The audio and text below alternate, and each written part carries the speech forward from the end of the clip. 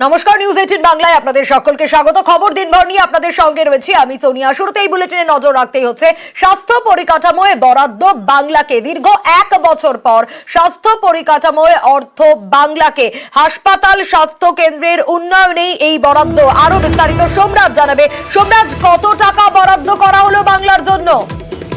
দেখো, 380 কোটি টাকা বরাদ্দ করলো কেন্দ্রীয় স্বাস্থ্য মন্ত্রক রাজ্যকে, যা নিঃসন্দেহে গুরুত্বপূর্ণ সাম্প্রতিক প্রেক্ষাপটে। তার কারণ 1 বছর বাদে কেন্দ্রীয় স্বাস্থ্য মন্ত্রক রাজ্যের স্বাস্থ্য দপ্তরকে টাকা দিয়েছে এবং সেই টাকা পেয়েছে মূলত হাসপাতালগুলির পরিকাঠামো উন্নয়ন, বিভিন্ন জেলায় জেলায় যে স্বাস্থ্য কেন্দ্রগুলি রয়েছে তার পরিকাঠামো উন্নয়ন, পাশাপাশি পঞ্চদশ অর্থবার্ষিকী পরিকল্পনার যে স্বাস্থ্য খাতের যে টাকা, সেই টাকাও কেন্দ্রীয় স্বাস্থ্য মন্ত্রক দিয়েছে রাজ্যকে।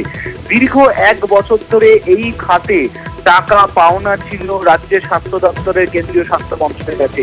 তা নিয়ে একাধিকবার রাজ্য চিঠি দিয়েছে কেন্দ্রকে।